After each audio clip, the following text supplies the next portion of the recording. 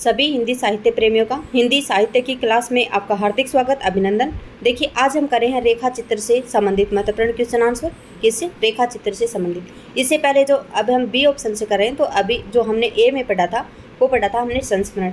और ये जो रेखा चित्र संस्मरण है ये अन्य गद्य विधाओं में आते हैं। किस में आते हैं? अन्य गद्य विधाओं में। इसके अंतर्गत हमने जो आपकी यूथ कंपटीशन बुक्स है इसके अंतर्गत जितने भी महत्वपूर्ण क्वेश्चन थे, लगभग अब तक हमने कम से कम लगभग 8 या 9 हज़ार क्वेश्चन के लगभग हमने क्वेश्चन कर लिए होंगे। ठीक है, तो देखिए, इन क्लासों को आप देखने के लिए पीछे कम से कम मेरी 150 ने 200 के लगभग की क्लासें हो चुकी हैं। इस बुक से संबंधित 200 क्लासेस बिल्कुल हो चुकी हैं।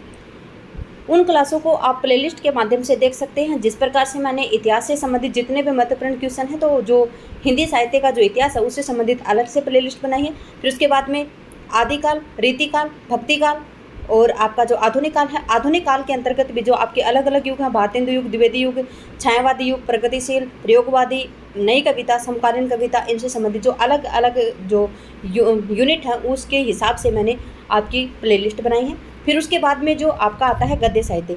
गद्य साहित्य के अंतर्गत मैंने जो नाटक हैं उनसे संबंधित अलग से प्लेलिस्ट बनाई है। नाटक की 15 क्लास हैं, उपन्यास से संबंधित 20 क्लासें हैं और आपके जो कहानी है उससे संबंधित 15 क्लासें हैं, निबंध उससे संबंधित 10 क्लासें हैं, आत्मकथा से संबंधित 7 या 8 क्लास हैं, आलोचना से संबंधित भी वही 6-7 क्लास हैं। इस प्रकार से जितने भी महत्वपूर्ण क्वेश्चन बन रहे हों और क्वेश्चनों की डिटेल्स किस प्रकार से समझा रही हूँ वो आप अगर आप इस वीडियो को आज पहले देख रहे हैं, पहला वीडियो जो किसी स्टूडेंट का आज यही है, तो आप पीछे की वीडियो देखने से पहले आज पहले इस वीडियो को कंप्लीट देखेंगे। अगर आपको सही लगता है कि मैंने वीडियो में कुछ पढ़ाया है, आपको कुछ एक्स्ट्रा नॉलेज दिया है या फिर कुछ अच्छे तरीके से पढ़ाया, तो आप पीछे के वीडियो देख सकते हैं। और उनके माध्यम से मेरा विश्वास है मैंने इस बुक को कंप्लीट करवाया आपको। किसमें? हिंदी साहित्य के जितने भी क्वेश्चन थे वो करवा दिए। ये जो रेखा चित्र मतलब अन्य गद्य विधाएं करवाने के बाद में मैं आपको काव्य शास्त्र के अंतर्गत पाश्चात्य और भारतीय काव्य शास्त्र करवाऊंगी। हर एक क्वेश्चन को मैंने डिटेल्स के साथ में समझाया है और आज इस क्लास के माध्यम से आपको पता चल जाएगा कि मैं किस प्रकार से समझा रही हूँ। ये क्लास जो मैं समझा रही हूँ इसी प्रकार से मैंने पीछे की क्लासें ली। ठीक है, तो आज का हमारा पहला क्वेश्चन है, इनमें से जो रेखाचित्र परक है रचना है वो कौन सी है? क्या पूछा है? जो रेखाचित्र परक कौन सी कृति महादेवी वर्मा जी की नहीं है? महादेवी वर्मा जी की कौन सी कृति नहीं? तो देखिए, जो बोलती प्रतिमा है ये महादेवी वर्मा जी की नहीं है। आपसे पूछा जाए कि बोलती प्रतिमा किसकी है, तो याद रखेंगे श्री राम जी की है। किसकी है? श्री राम जी की। और कब की है? तो ये भी याद रखेंगे सन 1937 की है। बोलती प्रतिमा है ये किसकी है? श्री राम जी की। और कब की है? तो सन 1937 की है। तो आपका उत्तर क्या आएगा यहाँ पे? देखिए, बोलती प्रतिमा आएगा। किसकी है? श्री राम जी की। कब की है? तो सन 1937 के। उसके बाद में जो अतीत के चलचित्र हैं ये किसका है? महादेव वर्मा का। कब का है? सन 1941 का संस्मरण है या रेखा चित्र है। स्मृति की रेखाएं सन 1947 और मेरा परिवार सन 1972 का है। ठीक है, आगे देखते हैं इसकी व्याख्या। देखिए, इनमें से जो बोलती प्रतिमा है ये कब की है? सन 1937 की है। कब की? 1937। ये रेखा चित्र प्रकृति महादेवी वर्मा जी की नहीं है। बोलती प्रतिमा 1937, रेखा चित्र के लेखक श्री राम शर्मा जी हैं। शेष विकल्प अतीत के चलचित्र 1941, स्मृति की रेखाएं 1943, मेरा परिवार 1972, रेखा चित्र लेखिका महादेवी वर्मा जी की। अब की बार हम आपको ऑप्शन में नहीं बताएंगे, आपको जिस प्रकार से ये व्याख्या आएगी इसी में या तो दिया होगा, नहीं दिया होगा तो हम बताएंगे आपको। ठीक है, यहाँ पे डिटेल्स दी हुई है। ठीक है, महादेवी वर्मा कृत जो मेरा परिवार है रेखा चित्र का प्रकाशन कब हुआ? तो देखिए, अभी हमने पढ़ा था मेरा परिवार और मेरा परिवार का प्रकाशन है सन 1972। तो आपका आंसर आएगा सन 1972। सन 1941 में इनका है अतीत के चलचित्र। ऑप्शन अगर आपको खुलकर आ गए ना तो आप हर एक क्वेश्चन को कर लेंगे। 1977 में किसका है? तो कृष्णा सोपती जी का जो हसमत है ना, हसमत मेरे हसमत, वो सन 1977 का प्रथम भाग है। ठीक है, दूसरा भाग 1998 का और तीसरा भाग 2012 का है। ठीक है, इस प्रकार से हर एक क्वेश्चन की आपको डिटेल्स आनी चाहिए। महादेवी वर्मा कृत जो मेरा परिवार है कब का है? सन 1972 का है। रेखा चित्र का प्रकाशन सन 1972 में हुआ था। महादेवी वर्मा का जन्म सन 1907 में फर्रुखाबाद जिले में हुआ था। मेरा परिवार संस्मरणात्मक रेखा चित्र उनके चौथे संग्रह का नाम, जिसमें नीलकंठ क्या है? मोर, गिल्लू गिलहरी है, सोना हिरणी है, दुर्मुख क्या है? खरगोश, गोरा है गाय, नीलू है कुत्ते और निक्की है नेवला। रोजा क्या है? कुतिया। और रानी है घोड़ी। इनके जो ये 7 संस्मरण ये संकलित हैं इसमें, किसमें? आपका जो मेरा परिवार है इसमें। ठीक है, आप याद रखेंगे। इसमें पूछा जा सकता है कि नीलकंठ किसका नाम है? तो मोर का। गिल्लू किसका है? गिलहरी का। सोना किसका है? तो हिरणी का। दुर्मुख खरगोश का। गोरा कौन है? गाय। नीलू कौन है? कुत्ता। निक्की है नेवला। रोजी है कुतिया। और रानी है घोड़ी। ठीक है, देखिए दोबारा से वही क्वेश्चन आ गया। जो बोलती प्रतिमा है ये रेखा चित्र किसका है? तो किसका है रेखा चित्र? श्री राम शर्मा जी का। किसका? श्री राम शर्मा जी का। और कब का है? तो याद रखेंगे सन 1937 का। कब का? सन 1937 का श्री राम शर्मा जी का है बोलती प्रतिमा। देखिए बोलती प्रतिमा सन 1937। रेखा चित्र के रचनाकार श्री राम शर्मा जी। ठीक है, जो बोलती प्रतिमा है सन 1937 और रेखा चित्र के रचनाकार कौन है? श्री राम शर्मा जी। इनके अतिरिक्त श्री राम शर्मा जी का जो भाई जगन्नाथ है ये सन 1939 की है। और जो वे जीते कैसे हैं ये क्या है? वो जीते कैसे हैं ये सन 1957 की है। कब की है? सन 1957 की है। और 1939 की है भाई जगन्नाथ। बोलती प्रतिमा कब की है? ये सन 1937 की है। पदम सिंह शर्मा को पद्म पराग और प्रबंध मंजरी नामक महत्वपूर्ण संस्मरण है उनकी रचना की थी। देखिए जो पदम सिंह शर्मा है उनका जो संस्मरण है कौन सा? पद्म पराग, जो सन 1929 का है। और इसको प्रथम संस्मरणात्मक कृति बताया। और किसने बताया? हरवंश लाल ने बताया। ठीक है, और जो प्रबंध मंजरी है ये इनकी कब की है? सन 1930 की है। ठीक है, अगला है रामवृक्ष बेनीपुरी जी की कौन सी हैं? माटी की मूर्तें। कौन सी हैं? माटी की मूर्तें सन 1946। और गेहूं और गुलाब सन 1950। और मील के पत्थर सन 1957। कब का है? मील के पत्थर कब का है? सन 1957।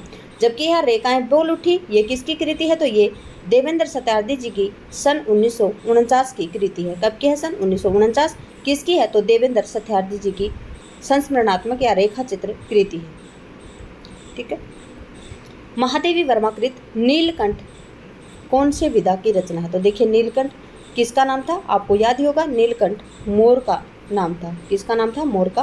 तो देखिए जो महादेवी वर्मा कृत नीलकंठ है वो किस विधा की रचना है? तो वो एक रेखा चित्र है। ठीक है, देखिए नीलकंठ महादेवी वर्मा कृत रेखा चित्र विधा की रचना है। रेखा चित्र किसी व्यक्ति, वस्तु, घटना अथवा भावपूर्ण सजीव अंकन है। यह अंग्रेजी के स्केच शब्द के समानता रखता है। किस शब्द से समानता रखता है? तो अंग्रेजी का स्केच है उसे समानता रखता है क्या? रेखा चित्र। और इसमें क्या है? वस्तु, व्यक्ति, घटना का भावपूर्ण सजीव अंकन किया गया है। अगला एकांकी। एक अंक वाले नाटक को एकांकी कहते हैं। इस प्रकार एकांकी में संपूर्ण कथानक की समाप्ति एक ही अंक में हो जाती है। ठीक है, क्या होता है? एक अंक वाले नाटक को क्या कहा जाता है? एकांकी। और इस प्रकार जो एकांकी है उसमें संपूर्ण कथानक की समाप्ति एक ही अंक से हो जाती है।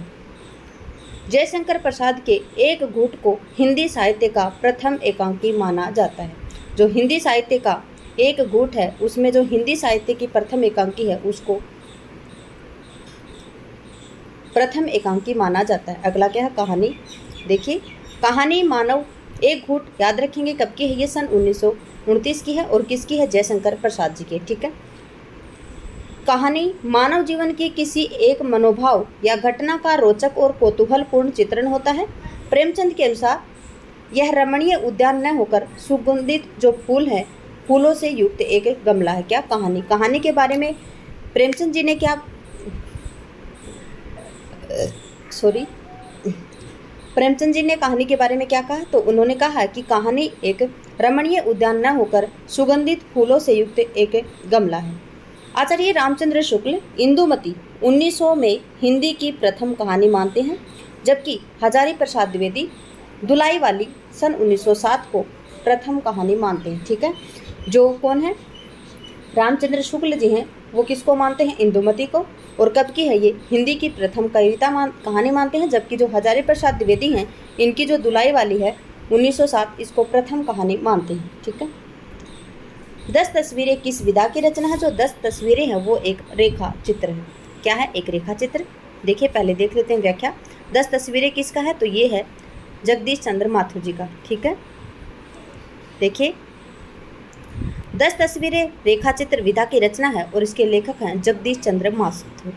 और जो 10 तस्वीरें रेखाचित्र है उसका प्रकाशन सन 1963 में हुआ था। कब हुआ था? सन 1963 में। अगला है सरियों में संकलित रचना आलोपी का रचनाकार इनमें से कौन सा है? क्या है? जो सरियों में संकलित है रचना आलोपी, उसके रचनाकार कौन है इनमें से? तो वो है महादेवी वर्मा जी। ठीक है, सरियों में संकलित रचना कौन सी? आलोपी, और इसके रचनाकार कौन है? महादेवी वर्मा जी। देखिए, देख लेते हैं इसकी व्याख्या। सरियों में संकलित रचना है आलोपी, इसके रचनाकार महादेवी वर्मा है। यह संस्मरणात्मक रेखाचित्र अतीत के चलचित्र में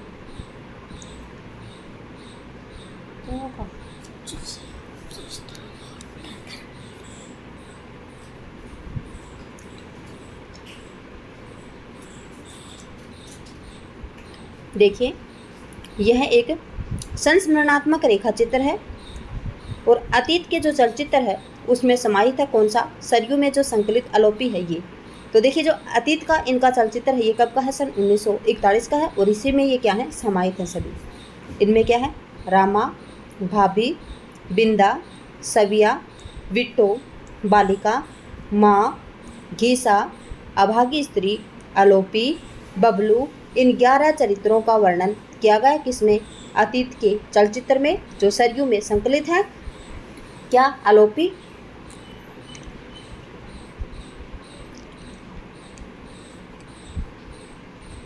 सभी चरित्रों को उन्होंने अपने जीवन से लिया, इसलिए इनमें उनके जीवन की विविध घटनाओं तथा चरित्र के विभिन्न पहलुओं का प्रत्यारोपण अनायासी हो गया है। देखिए, अनायासी होने का मतलब क्या है? क्योंकि जो इन्होंने इनके बारे में लिखा है, इनके बारे में जो संस्मरण में इन्होंने लिखा है, तो उन्होंने क्या लिया? अपने जीवन में जो घटित होने वाली घटना है उनको लिया है। तो वो बात जो हमारे जीवन में जो घटना घटित होती है, एक बात है आप ध्यान से सुनेंगे कि कोई व्यक्ति हमें अपना दुख बता रहा है, ठीक है, तो हम उस दुख को अपने आप उसके दुख को सुनते रहेंगे। आप आपका जो खुद का दुख है या सुख है वो अपने आप झलकता है और आप भी अपने आप अपनी भावनाओं के ऊपर कंट्रोल नहीं कर सकते हैं और दूसरों को भी अपनी भावनाएं आप बताने लगते हैं कि हमारे साथ भी ऐसा ऐसा हुआ था। तो जब इन्होंने आलोपी है, बबलू है, गीसा है, अभागी स्त्री है, रामा है, भाभी है, बिंदा है, सविया है, इनके ऊपर जब रेखा चित्र लिखे इन्होंने, तो अपने जो जीवन के जो चरित्र के जो विभिन्न पहलू थे और जो अपने जीवन की जो विविध घटनाएं थी महादेवी वर्मा जी की, इन्होंने उनका प्रत्यारोपण अनायासी हो गया उनका। अतीत के चलचित्र सन 1941 का है। इसमें क्या किया उन्होंने? सेवक थे रामा, उसकी जो सेवक था क्या? रामा, और उसका भाव कैसा था? वात्सल्यपूर्ण सेवा का सेवक था वो। क्या नाम था उसका? रामा। उसका वात्सल्यपूर्ण सेवा करता था वो। भंगिन सवैया की पतिपरायणता, जो भंगिन सवैया थी वो क्या थी? पतिपरायणता थी, सहनशीलता थी। और घीसा की जो निश्चल है गुरु भक्ति, और साग भाजी बेचने वाले अंधे आलोपी का सरल व्यक्तित्व, कुम्हार बदलू और रदिया का सरल दाम्पत्य प्रेम, और पहाड़ की रमणी लक्ष्मा का महादेवी के प्रति अनुपम प्रेम, यह सब प्रसंग महादेवी चित्रण के अनुकूल क्षमता का परिचय देती है। ठीक है, आप समझ गए होंगे।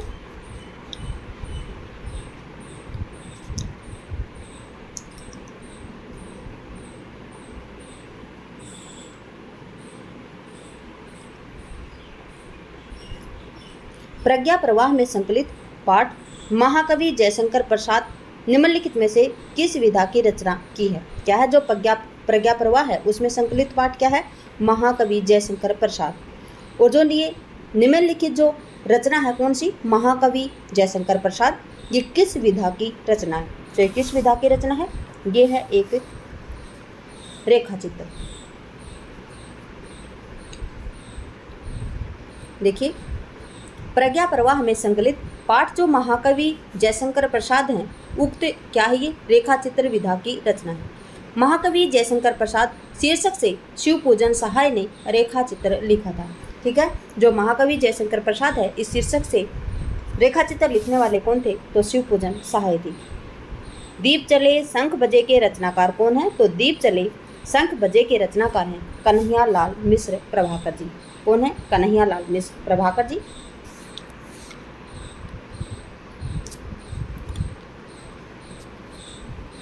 देखिए, दीप जले शंख बजे के रचनाकार कन्हैयालाल मिश्र प्रभाकर जी हैं। इस रचना की विधा रेखा चित्र है।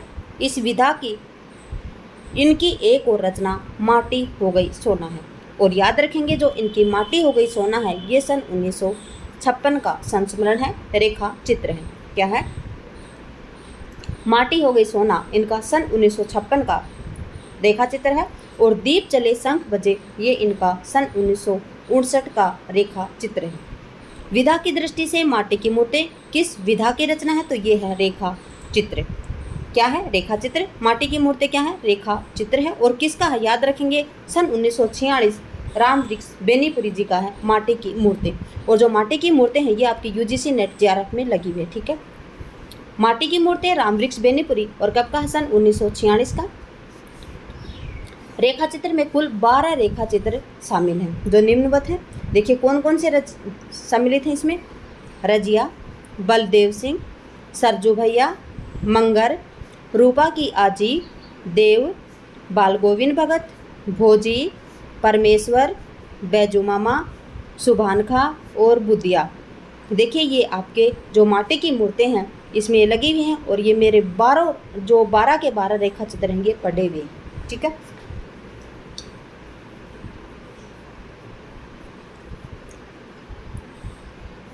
माटी की मूर्तें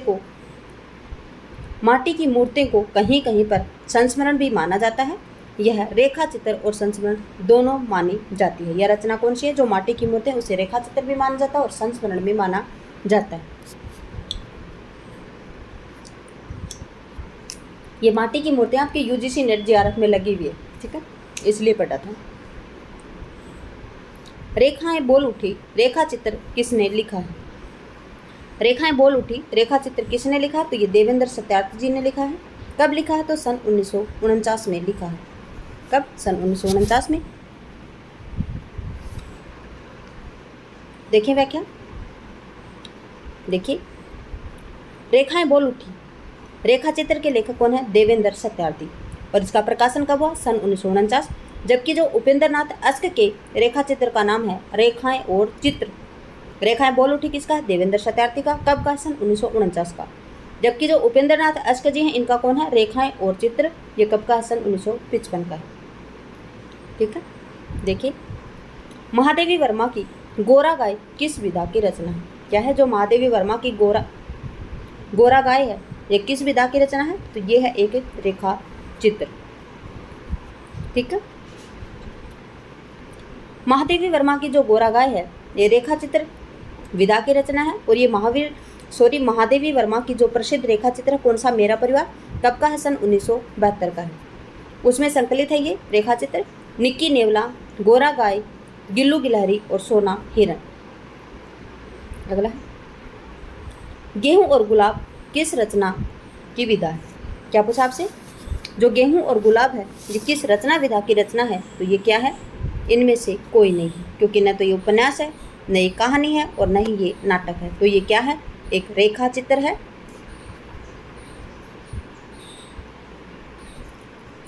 देखिए गेहूं और गुलाब, माटी की मूर्तें। गेहूं गुलाब कब का है? याद रखेंगे, सन 1950 का है। माटी की मूर्तें सन 1946।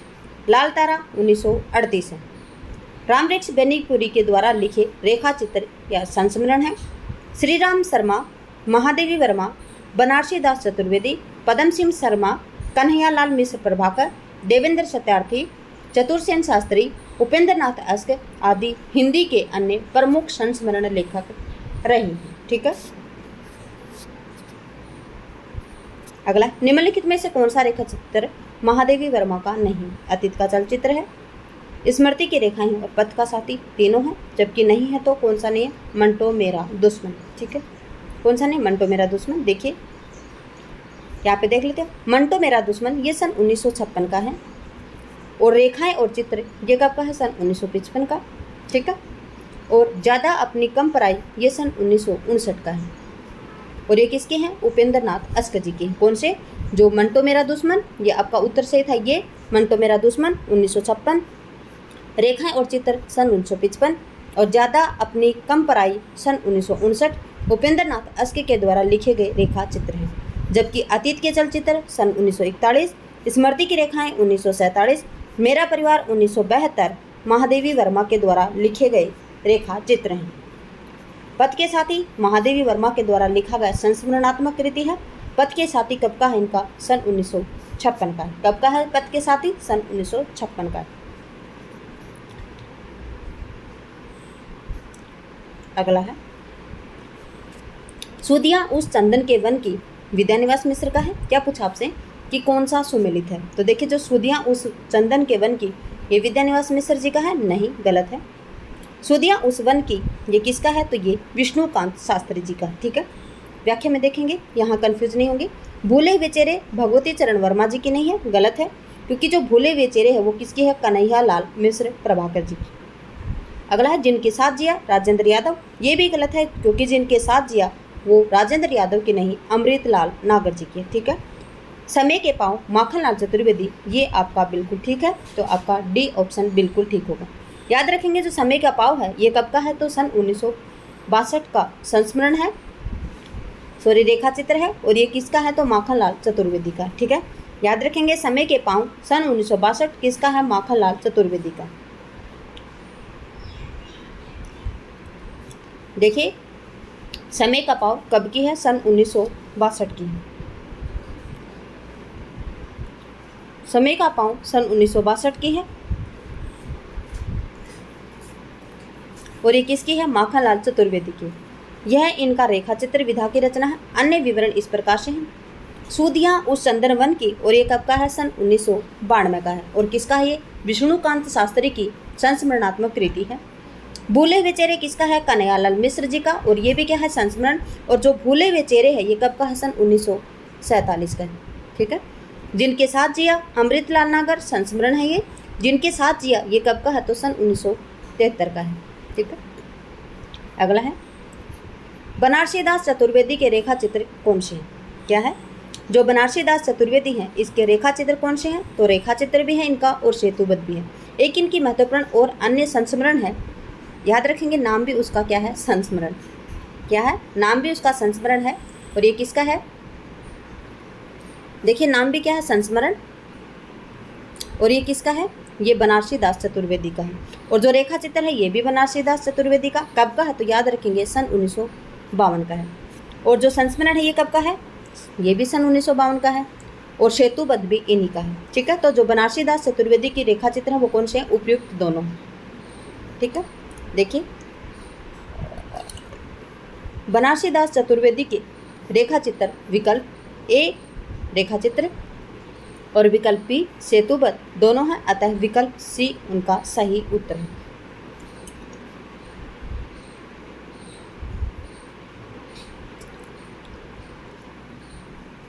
देखिए हिंदी में रेखा चित्र के प्रथम रचयिता पंडित पदम सिंह शर्मा की रचना कौन सी है? तो इनकी रचना है पद्म पराग। कौन सी है? पद्म पराग। कब की है? तो याद रखेंगे सन 1929 की है। ठीक है, देखिए व्याख्या देख लेते हैं हम। हिंदी साहित्य में लघु विधाओं का लेखन 20वीं शताब्दी के उत्तरार्ध में प्रचलन में आया, जिसमें रेखा चित्र, रिपोर्टाज, डायरी, आत्मकथा आदि का प्रणयन किया गया। हिंदी में रेखा चित्र के प्रणयन का वास्तविक श्रेय पदम सिंह शर्मा को जाता है, जो इस विधा के जनक माने जाते हैं। पद्म पराग इनका सन 1929 का है। कब का? सन 1929 नामक जो संस्मरण संग्रह है इनका उल्लेखनीय ग्रंथ रहा है। इस परंपरा को आगे बढ़ाते हुए महादेवी वर्मा ने अतीत के चलचित्र सन 1941, स्मृति की रेखाएं सन 1947, मेरा परिवार 1972 आदि रेखा चित्रों का प्रणयन किया है। अगला 10 तस्वीरें। 10 तस्वीरें कब का है? तो सन 1963 का है, और किसका है? ये जगदीश चंद्र माथुर जी की संस्मरणात्मक कृति है। जबकि जो अगला क्या है?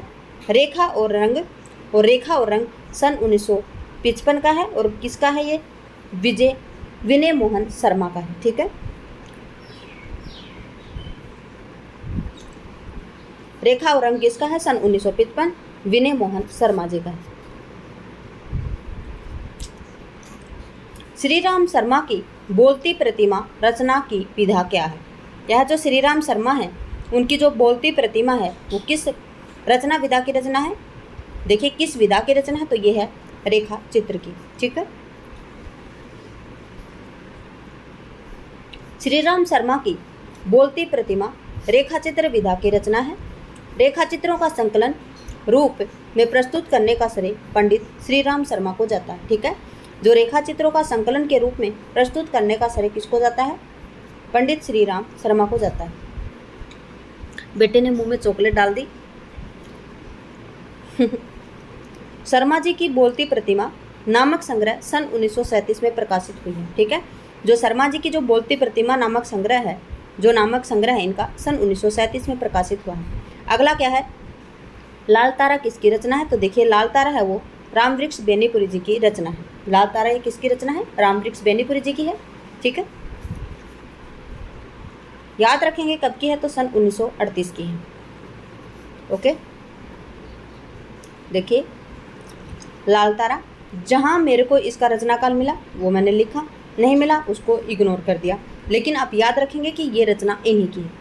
लाल तारा सन 1938 की है। माटी की मूर्ति सन 1946 है और ये रामवृक्ष बेनीपुरी के द्वारा रचित रेखा चित्र है। रामवृक्ष बेनीपुरी के द्वारा लिखित अन्य प्रमुख रचनाएं उपन्यास है इनका बहुत ही महत्वपूर्ण पतितों के देश में, कहानी है इनकी चिंता के फूल, निबंध संग्रह इनका गेहूं और गुलाब सन 1950, मसाल वंदे वाणी विनायको, और जो वंदे वाणी विनायको है इनका ये कब का है? वंदे वाणी विनायको सन 1954 का है। ठीक है। कब का? सन 1954। अगला संस्मरण जंजीरें और दीवारें, ये सन 1957 है। ठीक है। यात्रा वृत्तांत, इनके यात्रा वृत्तांत कौन से हैं? पैरों में पंख बांधकर, ये कब का है? सन 1952 का है। उड़ते चलो, ये कब का है? सन 1954 का है। और जीवनी है इनकी कार्ल मार्क्स, ये कब की है? सन 1951 की। जयप्रकाश नारायण महाराणा प्रताप सिंह, नाटक है इनके अम्बपाली, सीता की माँ और राम राज्य। ठीक है। अगला है बाजे पायलिया के घुंघरू के लेखक कौन है? तो देखिए जो बाजे पायलिया के घुंघरू के लेखक कौन है? कन्हैया लाल मिश्र प्रभाकर जी। ठीक है। देखिए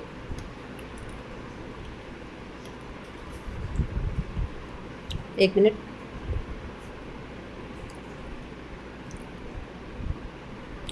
बाजे पायलिया के घुंघरू कन्हैया लाल मिश्र प्रभाकर जी के द्वारा विरचित है। भूले हुए चेहरे सन 1947 का इनका, जिंदगी मुस्काई सन 1953 है, माटी हो गई सोना सन 1959 है, और दीप चले शंख बजे सन 1959 है, और ये आदि कन्हैया लाल मिश्र प्रभाकर जी के द्वारा रचे गए रेखा चित्र हैं। कौन कौन से? भूले हुए चेहरे 1947, जिंदगी मुस्काई 1953, माटी हो गई सोना 1959, दीप जले शंख बजे 1959, और ये सभी किसके हैं? कन्हैया लाल मिश्र प्रभाकर जी के। अगला है किसी व्यक्ति, वस्तु या संदर्भ का तटस्थ अंकन करने वाली साहित्यिक विधा का नाम क्या है? किसी वस्तु, किसी व्यक्ति या संदर्भ का तटस्थ अंकन करने वाली रचना कौन सी है? साहित्यिक विधा कौन सी है? वो है रेखा चित्र। अगला क्वेश्चन है, देखिए पहले इसकी व्याख्या देख लेते हैं। किसी व्यक्ति, वस्तु या संदर्भ का तटस्थ अंकन करने वाली साहित्यिक विधा का नाम रेखा चित्र है। रेखा चित्र कहानी से मिलता जुलता हुआ साहित्यिक रूप है। यह नाम अंग्रेजी के स्केच शब्द का हिंदी रूपांतरण है।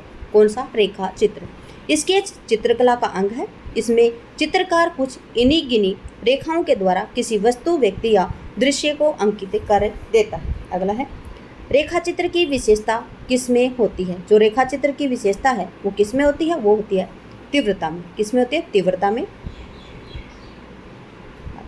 रेखा चित्र की विशेषता तीव्रता में होती है, न कि विस्तार में, चपलता या संवेगता में। रेखा चित्र पूर्ण चित्र नहीं है। इसमें व्यक्ति, वस्तु, घटना आदि के एक निश्चित विवरण की न्यूनता के साथ साथ तीव्र संवेदनशील वर्तमान रहती है। रेखा चित्र अंग्रेजी के स्केच का हिंदी पर्याय है। अगला है अतीत के चलचित्र किस विधा में लिखी गई रचनाओं का संग्रह है? क्या है?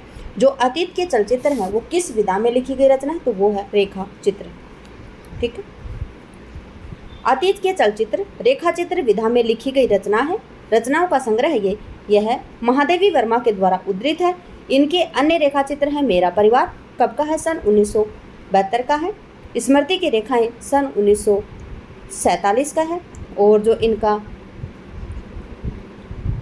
अन्य और है इनकी अतीत के चलचित्र, और एक और है इनका, देखिए पीयूष प्रवाह में संकलित गोरा नामक जो रेखा चित्र है उसके अनुसार बछड़े का क्या नाम है। क्या पूछा आपसे, जो पीयूष प्रवाह में संकलित है जो गोरा नामक जो रेखा चित्र है उसमें बछड़े का क्या नाम है, तो बछड़े का नाम है लाल मणि। क्या नाम है, लाल मणि। देखिए पीयूष प्रवाह में जो संकलित गोरा नामक रेखा चित्र है उसके अनुसार बछड़े का नाम क्या है, लाल मणि। ये देखिए राजस्थान स्कूल शिक्षा प्राध्यापक परीक्षा 2018 में पूछा गया, सॉरी, यह रेखा चित्र महादेवी वर्मा जी का है, ठीक है। और ये किस में संकलित है, ये याद रखेंगे, ये किस में है, तो ये जो इनका अतीत के चलचित्र हैं उनमें संकलित है। ये अगला है, निम्नलिखित में से रेखा चित्र तत्व नहीं है। वर्ण विषय, चरित्र उद्घाटन, अभिनेता और उद्देश्य। तो देखिए जो वर्ण विषय वो भी है, चरित्र उद्घाटन भी है और उद्देश्य भी है, लेकिन जो अभिनेता है वो नहीं होता, क्योंकि रेखा चित्र है वो अभिनय नहीं कर सकता। नाटक है वो अभिनय के लायक होता है। रेखा चित्र का तत्व अभिनेता नहीं है। वर्ण विषय, चरित्र उद्घाटन, उद्देश्य रेखा चित्र के प्रमुख तत्व हैं। रेखा चित्र अंग्रेजी के स्केच का हिंदी पर्याय है, ठीक है। देखिए जो संस्मरण से संबंधित, रेखा चित्र से संबंधित जितने भी महत्वपूर्ण क्वेश्चन बन रहे थे वो हमने आपको करवा दिए हैं। अगले जो क्लास होगी वो हमारी डायरी से संबंधित होगी। डायरी से संबंधित कौन कौन से महत्वपूर्ण क्वेश्चन आए हुए हैं आज तक वो होंगे, ठीक है। क्लास में बने रहने के लिए आपका धन्यवाद। आपकी जो हिंदी साहित्य से संबंधित जितने भी महत्वपूर्ण क्लास हैं, जितने भी महत्वपूर्ण क्वेश्चन हैं वो सभी हो जाएंगे बहुत जल्दी ही, 1-2 दिन में। और फिर उसके बाद में हमने पाश्चात्य काव्यशास्त्र और जो हिंदी काव्यशास्त्र है उसको भी इसी प्रकार से डिटेल से क्वेश्चन समझाएंगे। क्वेश्चनों में ही आपको व्याख्या भी समझ में आ जाएगी, ठीक है। क्लास में बने रहने के लिए स्टूडेंट्स आपका धन्यवाद। आपका दिन शुभ रहे। जय हिंद, जय भारत, जय जवान, जय किसान।